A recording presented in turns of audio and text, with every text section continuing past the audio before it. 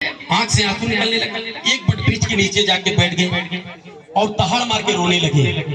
इसलिए नहीं रो रहे थे कि उनके साथ ऐसी घटना थी, इसलिए नहीं, इसलिए वो रो रहे थे कि मेरे जैसे पढ़े लिखे व्यक्ति के साथ, मेरे जैसे विद्वान के साथ, मतलब इतनी कामयाबी मेरे साथ है और ये समाज मेरे साथ ऐसा बर्ताव कर रहा है। मेरे उस समाज के लोग जो पढ़े लिखे नहीं हैं, जो गंवार हैं, जिनके शरीर पे शुद्ध कपड़ा नहीं है, ये समाज उनके साथ कैसा बर्ताव करता होगा, इस बात को सोच करके बाबा साहब रो करके उनका कलेजा फटा जा रहा था। बाबा साहब का कलेजा इस नाते फटा जा रहा था कि मेरे साथ ऐसी घटना घट रही है तो मेरे समाज के उन वर्ग के लोगों को क्या पता होता होगा जो पढ़े लिखे नहीं है, जो गंवार है, जिनके पास पैसा भी नहीं है। बाबा साहब उस पट ब्रिज के नीचे एक प्रण लेते हैं, एक प्रतिज्ञा लेते हैं कि जब तक इस देश की सामाजिक, राजनीतिक, आर्थिक व्यवस्था को मैं बदल नहीं दूंगा तब तक मैं चैन से नहीं बैठूंगा। अगर मैं नहीं बदल पाया तो पिस्टल से अपने आप को गोली मारकर अपना आत्महत्या कर लूंगा। उस दिन बाबा साहब ने प्रतिज्ञा लिया और बाबा साहब के एक दिन का प्रतिज्ञा आज ये प्रमाण दे रहा है कि बाबा साहब की हम जयंती मना रहे हैं। उनके त्याग और बलिदान और प्रतिज्ञा के बल पे आप लोग खुशहाली मना रहे हैं अपने घरों में। ये बाबा साहब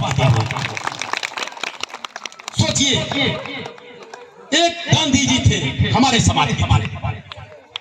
एक और घटना मैं आपको थोड़ा सा तुलना दोनों करवा रहा हूं, आप सोचिए। गांधी जी ने जब देखा इस देश के लोगों के पास वस्त्र नहीं था, नंगे थे, ये गांधी जी भी बड़े अमीर थे, सूट बूट में थे। इन्होंने प्रतिज्ञा लिया कि जब तक सबके शरीर पर वस्त्र नहीं आ जाएगा तब तक मैं वस्त्र नहीं धारण करूंगा, धोती लपेट लिए। लेकिन एक बाबा साहब डॉक्टर भीमराव अम्बेडकर थे। बाबा साहब ने कहा बेशक लोगों के शरीर पे वस्त्र नहीं है, लेकिन उनका देखते होंगे जितने फोटो टाई, सूट, बूट, जूता, मोजा के साथ था कि मेरा अनुकरण करना और तुम लोग टाई, बेल्ट, बूट का व्यवस्था तुम लोग करके रहोगे। एक व्यक्ति नंगा देख करके नंगा हो जाता है और एक ऐसे बाबा साहब डॉक्टर भीमराव अम्बेडकर थे कि सबको नंगा होते हुए भी एक नसीहत देने का काम किया कि आप नंगा मत रहना, आप अच्छी व्यवस्था करके, शिक्षा लेकर के, संगठित होकर के, संघर्ष करके अपने राज और हुकूमत को प्राप्त कर लेना। ये बाबा साहब डॉक्टर भीमराव अम्बेडकर की खूबी थी। इस बात को मैं बताने के लिए इस बात को उदाहरण मैंने दिया है। ऐसा नहीं, बैरिस्टर वो भी थे, वकील वो भी थे, बैरिस्टर, लेकिन बाबा साहब की सोच में और गांधी जी के सोच में दोनों में जमीन आसमान का अंतर था। इस नाते इस बात को मैं बताना चाह रहा हूं। बाबा साहब छोटे मोटे व्यक्ति नहीं थे। बाबा साहब की बहुत बड़ा कृतित्व और व्यक्तित्व है। मेरे जैसा व्यक्ति तो कुछ बखान कर पा रहा है, यही कम है, ये बहुत कम है। मैं कुछ कह ही नहीं पा रहा हूं, बोलने के लिए बहुत लंबी बात है। कई दिन तक लोग बात करते रहेंगे बाबा साहब के बारे में, बात नहीं खत्म होगी। लेकिन बाबा साहब के एक एक बात को मैं आता हूँ, कभी कभी गोविंद बाबू के पिताजी के पास किताबें ले जाता हूँ, रात रात भर, दिन भर हम भी पढ़ते रहते हैं। कुछ नहीं जानते हैं, कुछ किताब से जान लेते हैं कि बाबा साहब का क्या व्यक्तित्व कृतित्व था। ये काम आप भी करिए। द्वारका प्रसाद बहुत जी, एडवोकेट जी, भाई हमारे गार्जियन भी हैं। कभी कभी मैं बैठता हूँ, काफी लंबा चर्चा चलती रहती है। अयोध्या चाचा भी आ जाते हैं, कभी चैतू चाचा भी रहते हैं, बात चर्चा चलती रहती है। किताबों को ले जाकर मैं भी पढ़ता हूँ, अध्ययन करता हूँ, कुछ किताब खरीद कर लाता हूँ, पढ़ता हूँ।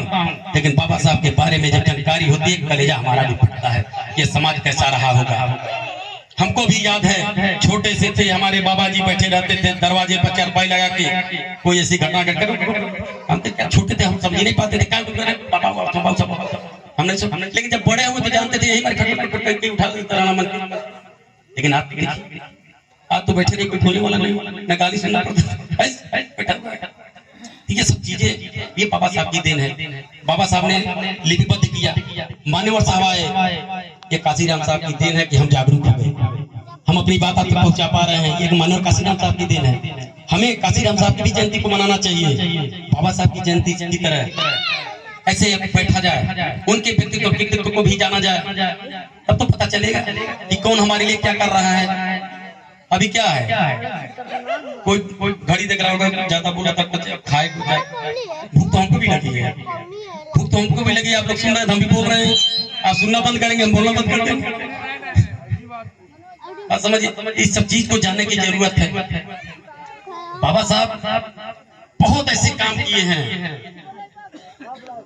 बाबा साहब के किताब को पढ़िए। हम तो कुछ अभी मतलब बोल ही नहीं पा रहे हैं बहुत ज्यादा उनके बारे में। पढ़ते नाले जब जैसे उतरेंगे तो और भी याद आ जाएगा।